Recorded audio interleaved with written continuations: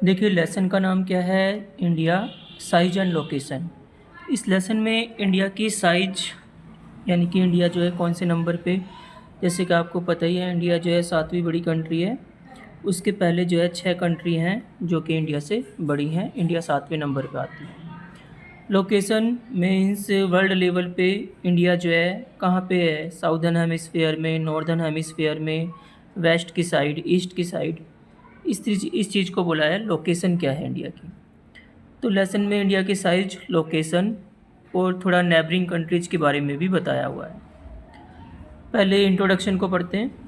Introduction में India को एक one of the oldest civilization बताया हुआ है। यानी कि इंडिया जो है एक एंशेंट सिविलाइजेशन है।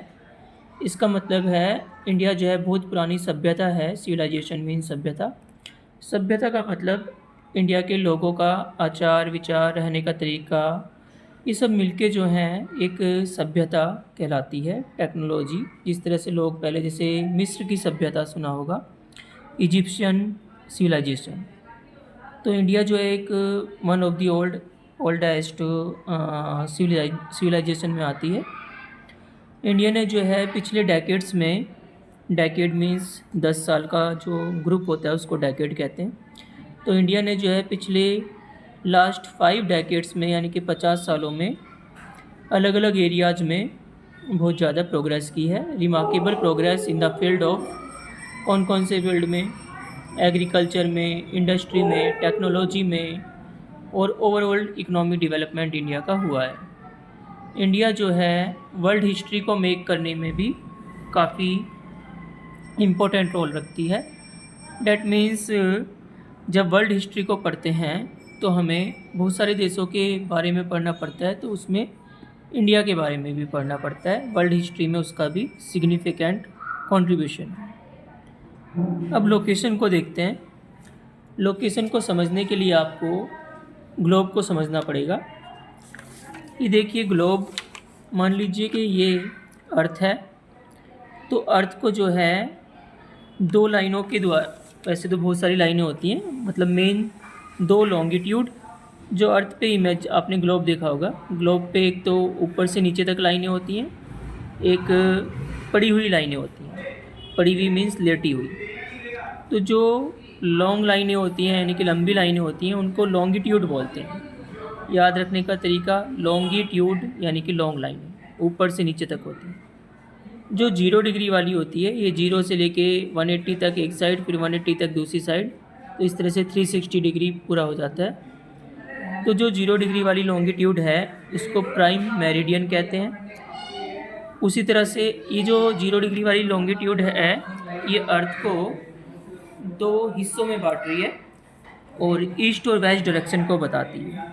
जिस तरह से आपको पता होगा ये वेस्ट होता है, ये ईस्ट होता है, तो ईस्ट और वेस्ट 2 हिस्सों में पूरी अर्थ डिवाइड हो गई।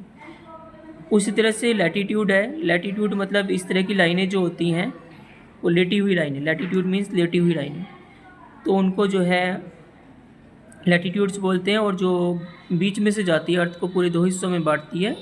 ऊपर का हिस्सा होता है नॉर्दर्न हेमिस्फीयर, नीचे का होता है साउदर्न हेमिस्फीयर। तो ये 2 हेमिस्फीयर हो गए, साउदर्न हेमिस्फीयर, नॉर्दर्न हेमिस्फीयर।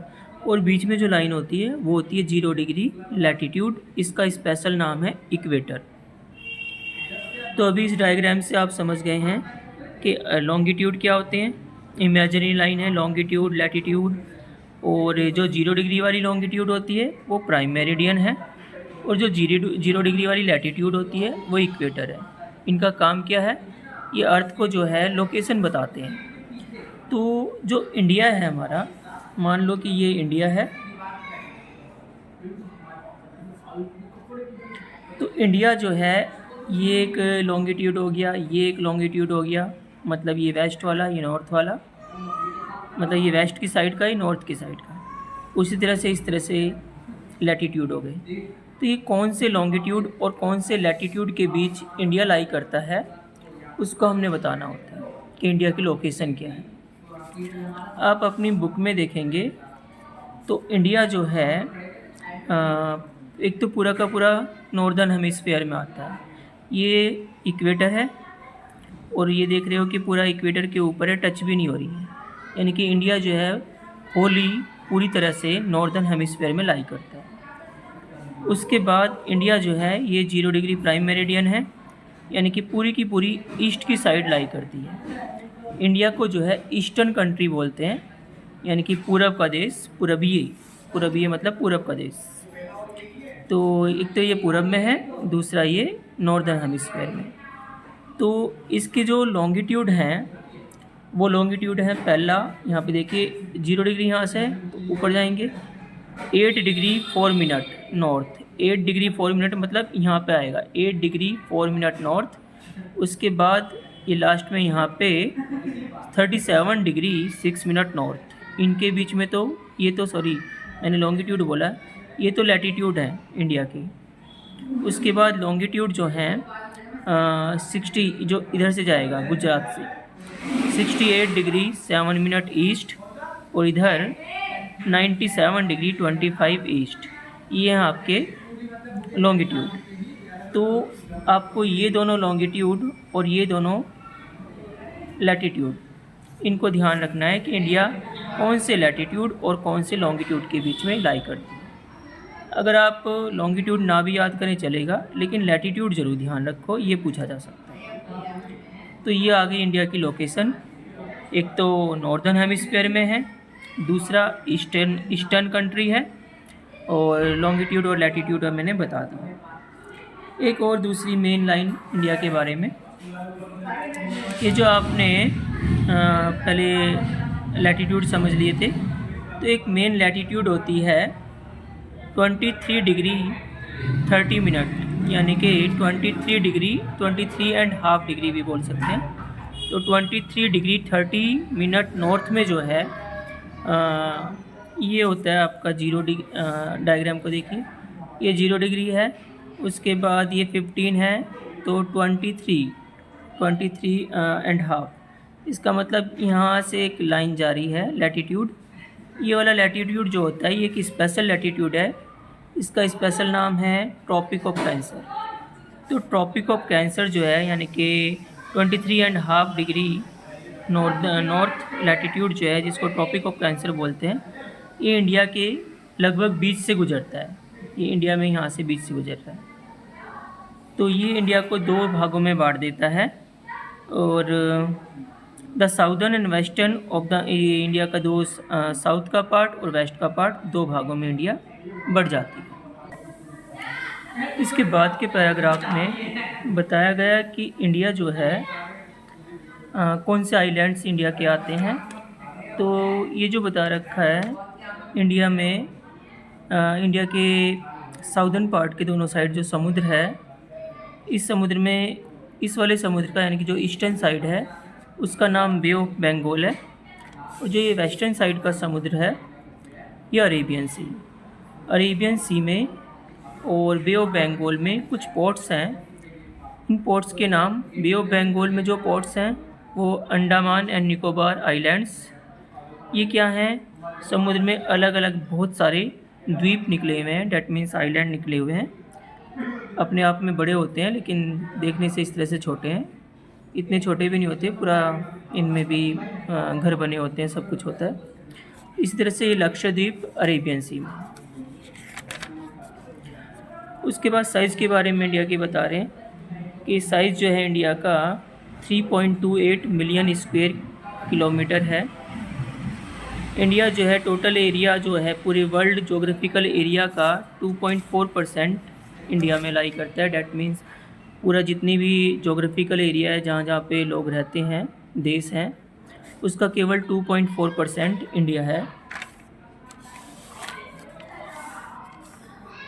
ये डायग्राम में समझा रखा है कि इंडिया जो है 7वीं बड़ी कंट्री है। उससे पहले ये 6 कंट्री हैं, Russia, Canada, USA, China, Brazil, Australia, फिर इंडिया आता है 7वें नंबर पे। रसिया, कनाडा, USA ये तो आसानी से ध्यान रह जाएंगे। उसके बाद ABC उल्टा है, पहले C फिर B फिर A, यानी कि चाइना, ब्राज़ील, ऑस्ट्रेलिया। आगे का पैराग्राफ देखिए। India is bounded by the young fold mountains in the south west, north and north east. बोल रहे हैं कि इंडिया जो है, इंडिया का मैप देखिए, नॉर्थ की साइड ये सारा नॉर्थ, ये ईस्ट की साइड और ये वेस्ट। यहाँ पे सारे में जो है पर्वत हैं, हिमालय पर्वत। और हिमालय पर्वत जो है माउंटेन्स, वो यंग फोल्ड माउंटेन है। यंग फोल्ड माउंटेन मीन्स होता है कि बहुत पुराने नहीं हैं, इतने भी नहीं है कि वो 30-40 साल के ही हैं, मतलब दूसरे माउंटेन्स के मुकाबले वो जो है यंग फोल्ड माउंटेन्स कहलाते हैं। उसके बाद इंडिया जो है, जैसे ही हम साउथ की तरफ जाते हैं तो टेपर होनी शुरू हो जाती है, डैट मीन्स वो पतली होती जाती है। और ये पूरे इंडियन ओशियन को ये इंडियन ओशियन है, इसको 2 हिस्सों में बांट देती है। इसका ये हिस्सा बे ऑफ बंगाल जो कि ईस्ट में है, और ये हिस्सा जो कि वेस्ट की साइड है, अरेबियन सी कहलाता है। इसके बाद ये पैराग्राफ जो है इम्पोर्टेंट है। इसमें बताया हुआ है from Gujarat to Arunachal Pradesh there is a time lag of 2 hours. That means क्योंकि इंडिया जो है एरिया में बड़ी कंट्री है, तो सूरज जो है अरुणाचल प्रदेश में, क्योंकि ईस्ट के साइड है, पहले निकलता है। उसके बाद अरुणाचल प्रदेश से गुजरात तक आने में 2 घंटे लग जाते हैं, क्योंकि अर्थ रोटेट करती रहती है, उसके हिसाब से दिन बनता है। डैट मीन्स अगर जिस टाइम पे सूरज अरुणाचल प्रदेश में निकलता है, उसके 2 घंटे बाद गुजरात में, सौराष्ट्र में सूरज दिखाई देगा। तो यानी कि अगर टाइम को हम मेजर करें तो अगर दिन 5 बजे निकलता है सपोज, तो अरुणाचल प्रदेश में जब 5 बजे दिन निकलेगा तो फिर ये 2 घंटे बाद 7 बजे निकलेगा गुजरात में, क्योंकि हम मान रहे हैं कि 2 घंटे का टाइम लैग है।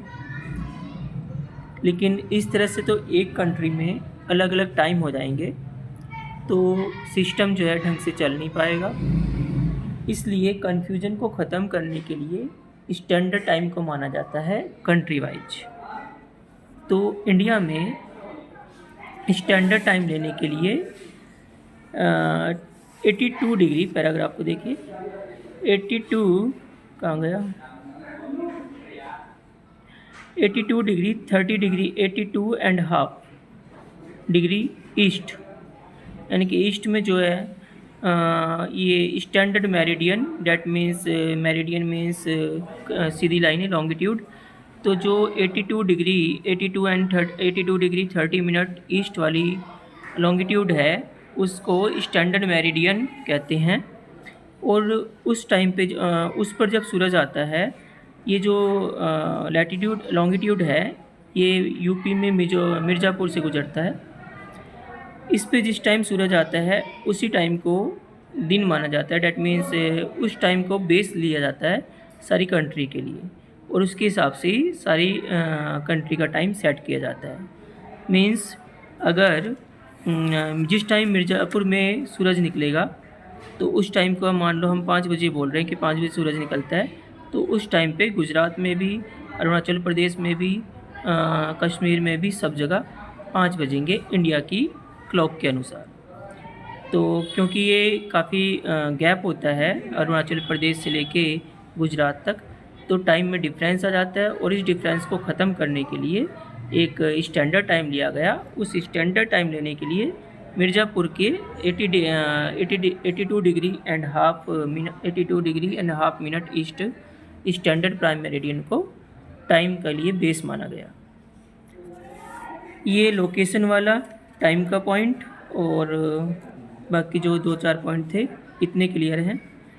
बाकी इंडिया एंड द वर्ल्ड अगले वीडियो में देखेंगे।